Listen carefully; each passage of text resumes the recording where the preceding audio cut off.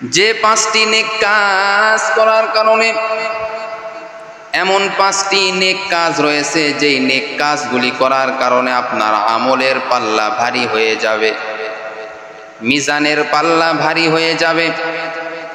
এমন পাঁচটি নেক আমল রয়েছে যেই নেক আমল করার কারণে আপনার আমলের পাল্লা ভারী হয়ে যাবে।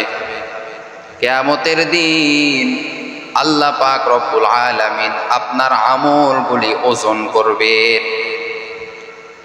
যেই বান্দার আমল নামা ভারী হয়ে যাবে ওই বান্দাকে আল্লাহ পাক রব্বুল আলামিন জান্নাতে দিবেন। আর যেই বান্দার আমলের পাল্লা ভারী হবে না বরং গুনাহের পাল্লা ভারী হয়ে যাবে, ওই বান্দাকে আল্লাহ জাহান্নামে পাঠায়া দিবেন। এক নাম্বার আমল হলো লা ইলাহা ইল্লাল্লাহ, কালেমায়ে তাওহীদ পাঠ করা।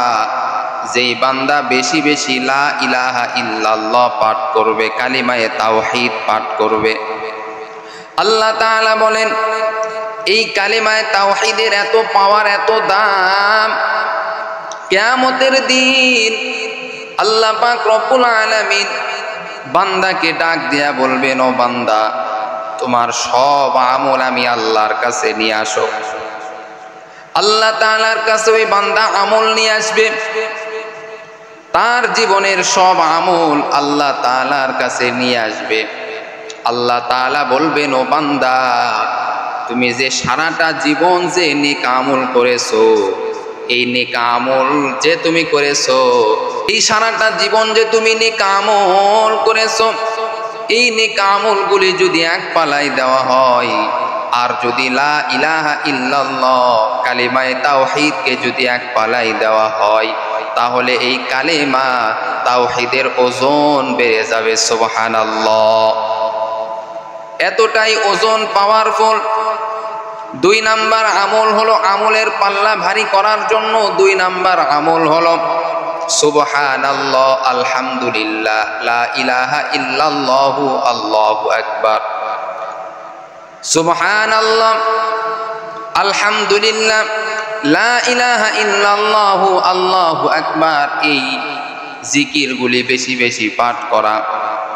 সুবহানাল্লাহ এবং লা ইলাহা ইল্লাল্লাহ এই দুইটা জিকিরকে যদি এক পালায় দেওয়া হয়, আর আসমান আর জমিনের মধ্যে যা কিছু রয়েছে সব কিছুকে যদি এক পালায় দেওয়া হয়, এই দুইটা জিকিরের আল্লাহ তাআলা এই দুইটা জিকিরের ওজন ভারী করে দিবেন।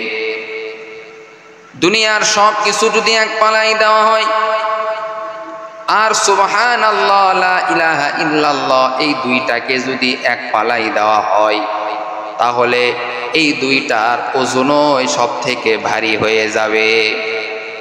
তিন নাম্বার আমল হলো, আমলের পাল্লা ভারী করার জন্য তিন নাম্বার আমল হলো উত্তম চরিত্র।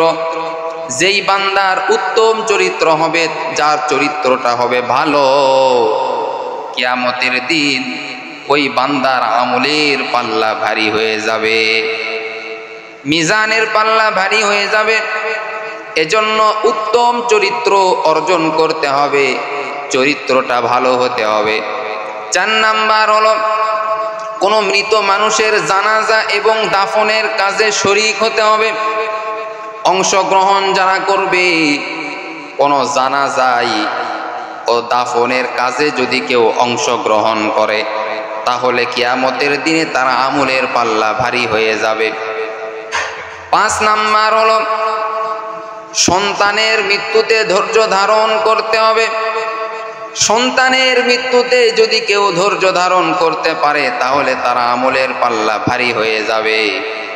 এই পাঁচটা আমল যারা বেশি বেশি করবে, কিয়ামতের দিন ওই বান্দার মিজানের পাল্লা, আমলের পাল্লা ভারী হয়ে যাবে।